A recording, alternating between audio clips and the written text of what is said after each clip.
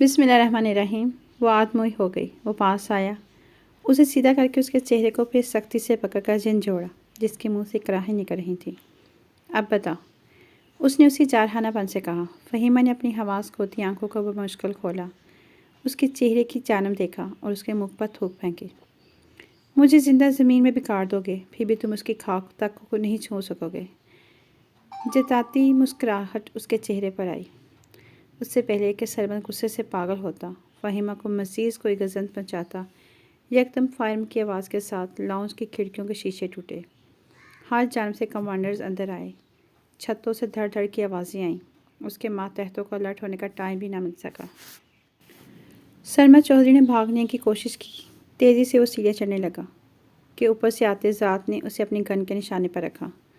لڑکیاں کہاں ہیں سب؟ اس نے گراتے ہوئے سرمد چودھری سے پوچھا۔ کون سی لڑکیاں؟ ذات نے گن کا بٹ اس کے ماتھے پہ مارا۔ جن کو تو بیٹیاں بنانے کے لیے لایا تھا۔ مجھے نہیں معلوم، دیکھو مجھے کچھ نہیں پتا، میں تو خود یہاں بہت دنوں بعد آیا ہوں۔ وہ گھگیانے لگا۔ اس سے پہلے کہ ذات کو کچھ کہتا، سفیان تیزی سے اس کی جانب آیا۔ فہیمہ کی حالت بہت خراب ہے۔ ذات کے دل کو کسی نے مٹھی میں لیا، مگر فرض کی ادائیگی زیادہ معنی رکھتی تھی۔ تم اسے یہاں سے سیدھا ہاسپٹل لے جاؤ۔ ذات نے نظریں ایک پل کو بھی سرمد چودھری سے ہٹائے بغیر کہا۔ سفیان الٹے قدم بھاگا، فہیمہ کے وجود کو چادر میں لپیٹا اور بازوں میں اٹھائے باہر کی جانب بھاگا۔ سرمد چودھری کے کچھ نہ بتانے پر ذات نے ایک گولی اس کے دائیں ٹانگ پر ماری۔ انہی قدموں کا تجھے غرور ہے نا؟ اس کے در سے چلانے پر ذات کے کانوں میں کچھ دیر پہلے کسی کی کراہیں گونجی۔ دیکھو میری بات سنو۔ اس سے پہلے کہ سرمد کچھ اور کہتا، ذات نے ایک اور گولی اس کی دوسری ٹانگ پر ماری۔ وہ لڑکھڑاتا ہوا سیڑھیوں سے نیچے گرا۔ کچھ لڑکیوں کے ذات کے ماتحت کمروں سے نکال لائے تھے، جن کی حالت دیکھ کر ذات نے غصے سے سرمد چودھری کے گردن کو اپنے ہاتھوں کی گرفت میں لے کر اتنے زور سے دبایا کہ اس کی آنکھیں باہر کو ابل آئیں۔ اب اگر تو نے نہیں بتایا تو تیرے جسم کو اتنی ہی مرتبہ تیرے سگار سے داغوں گا جتنی مرتبہ تو نے لڑکیوں پر ہاتھ اٹھایا ہے، ذات نے دانت بھینچتے ہوئے کہا۔ اس نے اپنی جیب سے ایک چابی نکال کر دی۔ سیڑھیوں کے نیچے ایک تہہ خانہ ہے، وہاں ہیں باقی سب۔ اس کے بتاتے ساتھ ہی ذات نے پیچھے ہوتے ہوئے اپنے ایک ماتحت کو بھیجا۔ کچھ ہی دیر میں 18 لڑکیاں موجود تھیں، سب کی حالت ابتر تھی۔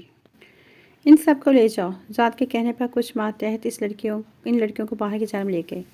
ذات نے اب کی بار 2 فائر سرمد چودھری کے بازوؤں پر کیے۔ اب تو مجھے چھوڑ دو، وہ کراتے ہوئے بولا۔ یہ گولیاں تیرے بازو کا غرور ختم کرنے کے لیے۔ اب کی بار اس کی گن کا رخ اس کے سر کی جانب تھا، اور یہ آخری گولی تیرے گندے ذہن کے لیے جس نے ان لڑکیوں کو عزت برباد کرنے کی کوشش کی۔ اور آخری گولی پر ایک دلزور چیخ گونجی۔ اپنے ماتحتوں کو سرمد چودھری کے پکڑے ہوئے ماتحت لے کر نکلنے کا اشارہ کیا۔ رہائشی حصے سے نکلنے سے پہلے اس نے ایک ٹائم بم وہاں فٹ کیا۔ وہ اس ناپاک جگہ کو سب کے لیے عبرت کا نشان بنانا چاہتا تھا۔ ٹائم بم فٹ کر کے وہاں سے تیزی سے نکلا۔ کچھ دیر بعد ایک زوردار دھماکے کی آواز فضا میں گونجی۔ ذات نے ساتھ اونچا کر خدا کا شکر ادا کیا، اپنے ماتحتوں کے پاس آ کر نعرہ بلند کیا، اللہ اکبر۔ سب نے اس کے پیچھے اس کا ساتھ دیا۔ وہ ناپاک فضا اجالا ہونے سے پہلے اللہ کے افضل نام سے بھی پھر سے پاک ہو گئی۔ اس کی آنکھوں کے پھپھڑے آہستہ سے ہلے۔ کچھ دیر بعد اس نے آہستہ آہستہ آنکھیں کھولی، تھوڑی سی کھول کر تیز روشنی کے باعث پھر بند کر دی۔ فہیمہ میرے بچے، اسے لگا اس نے ماں کی آواز سنی ہے۔ فہیمہ بیٹا، ایک اور آواز آئی، یہ تو ابو ہیں۔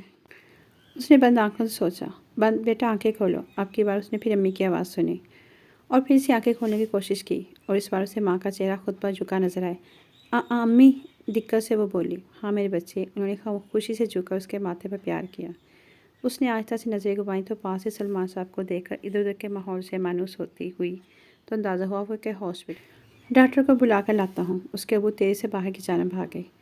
اس دن سفیان اسے لے کر ہاسپٹل پہنچا تو فوراً ڈاکٹر نے اس کا اسکار ٹریٹمنٹ شروع کیا۔ اس کا جسم جگہ جگہ سے ادھر چکا تھا۔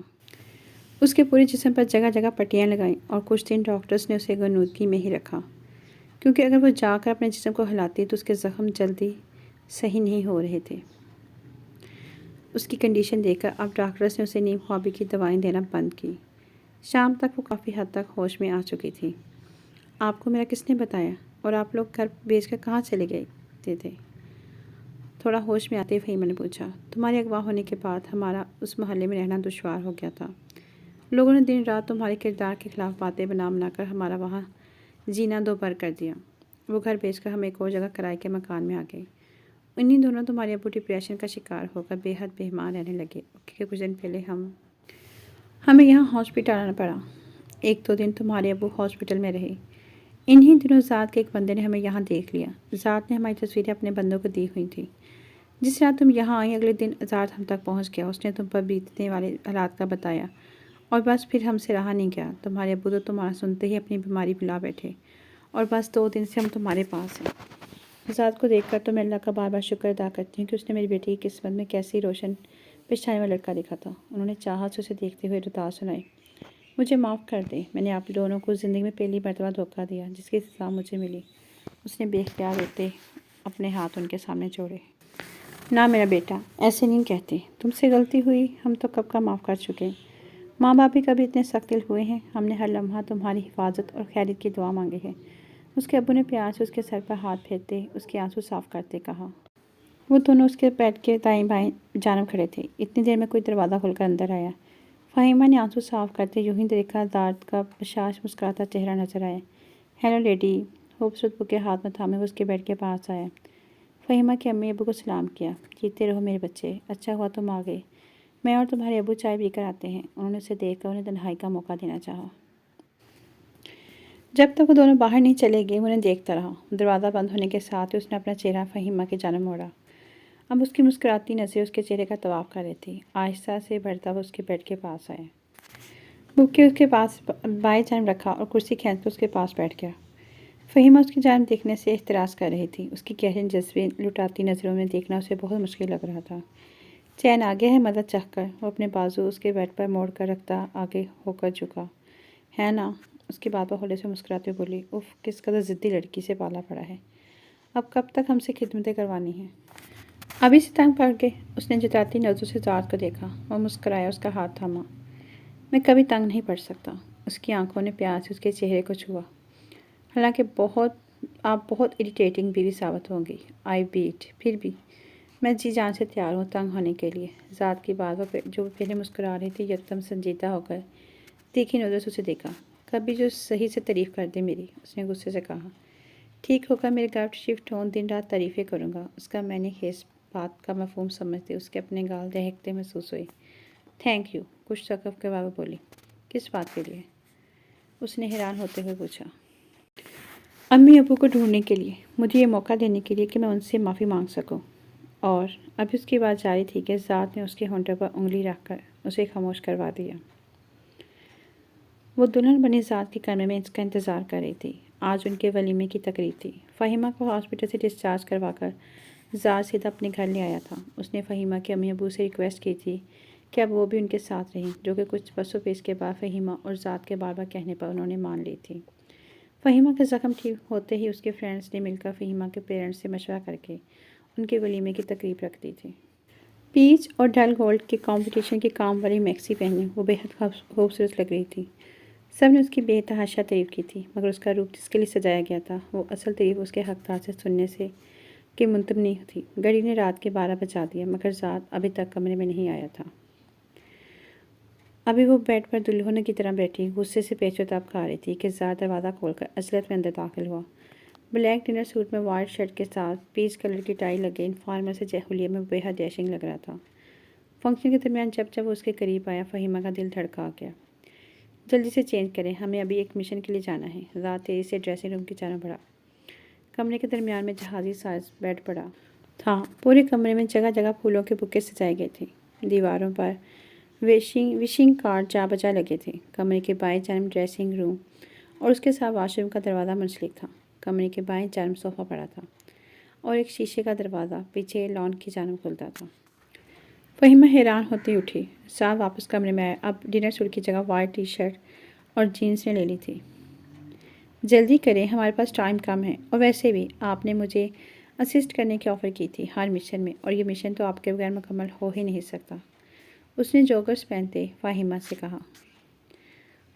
وہ اس کی عجلت پر تیزی سے چینج کرنے بھاگی۔ تھوڑی دیر بعد وہ بھی جینس اور کرتا پہنے باہر آئی، سر پر دوپٹہ اسکارف کی طرح لپیٹا ہوا تھا۔ چلیں، ذات نے ایک چھوٹے سے بیگ میں اپنا اور فہیمہ کے ایک سوٹ رکھا ہوا تھا۔ تھوڑی دیر بعد وہ دونوں گاڑی میں بیٹھی ایئرپورٹ کی جانب جا رہے تھے۔ مشن ہے کہاں پر؟ فہیمہ جو کب سے چپ بیٹھی تھی بلا کر پوچھ بیٹھی۔ کراچی۔ زاد اس کے ساتھ خاموشی سے بیٹھا باہر دیکھ رہا تھا۔ ڈرائیور انہیں ایئرپورٹ پر چھوڑ کر چلا گیا۔ کچھ دیر بعد وہ دونوں جہاز میں بیٹھے کراچی کی جانب فلائی کر گئے۔ تھوڑی دیر بعد جب وہ کراچی ایئرپورٹ اتری، ایک اور گاڑی ان کے انتظار میں کھڑی تھی۔ فہیمہ کو شدید بے چینی تھی اور زاد تو کچھ نہ بتانے کی قسم کھائے بیٹھا تھا۔ کس چیز کا مشن ہے؟ کس کے خلاف ہے؟ اور کیا ہم دونوں ہی ہیں؟ ہالٹ میں تیز کام، ابھی پتہ چل جائے گا، زاد نے اسے دیکھتے چپ کروایا۔ تھوڑی دیر بعد ان کی گاڑی ہاکس بے کے پاس رکی۔ فہیمہ حیران ہوئی مگر بولی کچھ نہیں۔ زاد گاڑی سے اتر کر ایک ہاتھ میں اس کا ہاتھ تھامے دوسرے ہاتھ میں بیگ لیے وہاں ہیڈ کی جانب بڑھا۔ آخر یہ کون سا مشن ہے؟ کچھ بتا نہیں رہے۔ ہیڈ کے اندر آتے ہی لائٹس آن کر کے جب تک زاد نے بیگ رکھا، فہیمہ کے صبر کا پیمانہ لبریز ہو چکا تھا۔ اس نے جھنجھلا کر پوچھا، ہماری زندگی کا مشن؟ اس کی جھنجھلاہٹ پر وہ جو بیگ رکھنے چکا تھا مسکراتا ہوا اس کی جانب آیا۔ سینے پر ہاتھ باندھے اس کا خفا خفا چہرہ دیکھا۔ اس کی بات پر وہ اب کی بار حیران ہوئی۔ میری زندگی کا مشن تو اب آپ کی اسسٹنٹ کے بغیر ادھورا ہے۔ مجھے ساری زندگی کے لیے آپ کی اسسٹنس چاہیے۔ اس نے پیار سے کہتے اس کے دوپٹے کے بل کھول کر اس کے کندھے پر رکھا۔